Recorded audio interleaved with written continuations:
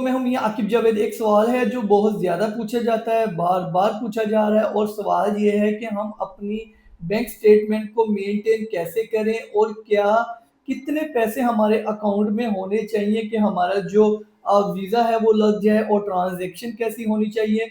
चलिए जी, आज हम आपको इसका एक जो है वो प्रॉपर और फाइनल जवाब देते हैं और अल्हम्दुलिल्लाह एक ऐसा ही हमारा कनाडा का जो वीज़ा है वो आज की डेट में अप्रूव हो गया है। हमारे पास उनका जो पासपोर्ट है वो भी आ गया है। तो उनका हम पासपोर्ट भी आपके साथ शेयर करने लगे हैं। हम आपको उनकी स्टोरी सुनाते हैं। अच्छा जी, ये वीज़ा कैसा था? कैसे हमने इसको अप्लाई किया?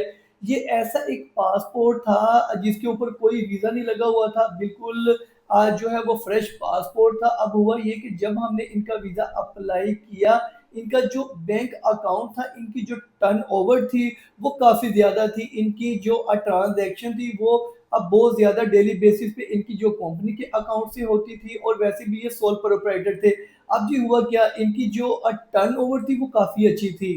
तो इनके जो बैंक अकाउंट का जो क्लोजिंग बैलेंस था वो सिर्फ़ 9 लाख रुपए था, लेकिन इन्होंने अपना जो वीज़ा है वो उस बैंक स्टेटमेंट के ऊपर अप्लाई किया।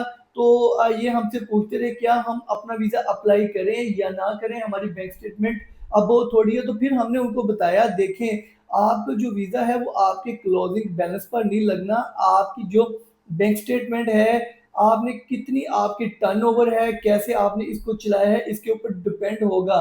क्योंकि देखिए जब भी एम्बेसी आपकी बैंक स्टेटमेंट देखती है, आपकी जो ट्रांज़ैक्शंस देखती है तो उसको अंदाज़ा होता है कि आपने बैंक स्टेटमेंट खुद बनाई है या आपकी बैंक स्टेटमेंट ओरिजिनल है। इसी तरह ही जी इनकी जो बैंक स्टेटमेंट थी वो काफ़ी ज़्यादा चली हुई थी। पिछले 1 साल की हमने जी इनकी जो बैंक स्टेटमेंट है वो साथ अटैच की, क्लोजिंग बैलेंस भी आपके सामने है इनका कितना कम था। लेकिन उसके बावजूद इनका जो वीज़ा है वो अप्रूव हो गया और इसी तरह ही हमने एक वीज़ा ऑस्ट्रिया के लिए अप्लाई किया था। तो ऑस्ट्रिया के लिए जो हमने वीज़ा अप्लाई किया था, वो वीज़ा भी अप्रूव हो गया था। क्या है कि आपकी बैंक स्टेटमेंट कितनी चली हुई है, आपकी टर्नओवर कितनी है। क्लोजिंग बैलेंस जो है वो डिपेंड नहीं करता, डिपेंड करता है कि आपकी टर्नओवर कितनी है। तो इसी वजह से हम आपको बार-बार कहते हैं कि अपने क्लोजिंग बैलेंस के ऊपर तवज्जो ना दें, अपनी बैंक स्टेटमेंट को अच्छे तरीके से चलाएँ, ज़्यादा से ज़्यादा ट्रांज़ैक्शन करें और ट्रांज़ैक्शन उतनी करें जितनी आपकी डेली बेसिस पे कारोबार की होती है। कोई बड़ी ट्रांज़ैक्शन, उससे ज़्यादा बड़ी जो ट्रांज़ैक्शन है आप ना करें।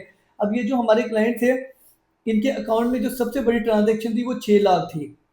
बाकी इनकी जो ट्रांज़ैक्शन थी 3, 4 या 5 लाख की डेली बेसिस पे होती थी और वो ये ट्रांज़ैक्शन करते थे। उसी अ, जो बैंक स्टेटमेंट के ऊपर इनका जो वीज़ा है वो अप्रूव हुआ। इसी तरह हमारा जो ऑस्ट्रिया का वीज़ा अप्लाई हमने किया था, ऑस्ट्रिया का वीज़ा भी जस्ट टर्नओवर के ऊपर लगा। तो आप अपनी बैंक स्टेटमेंट को मेंटेन करें, ना कि क्लोजिंग बैलेंस के ऊपर तवज्जो दें। तो ये आज एक प्रॉपर जो है आपके सवाल का जवाब था वो हम आपको दे चुके हैं। अब आपके ऊपर डिपेंड करता है कि आपने अपनी बैंक स्टेटमेंट को कैसे मेंटेन करना है ताकि आपको भी कनाडा हो या यूरोप हो, आपको भी वीज़ा मिल सके।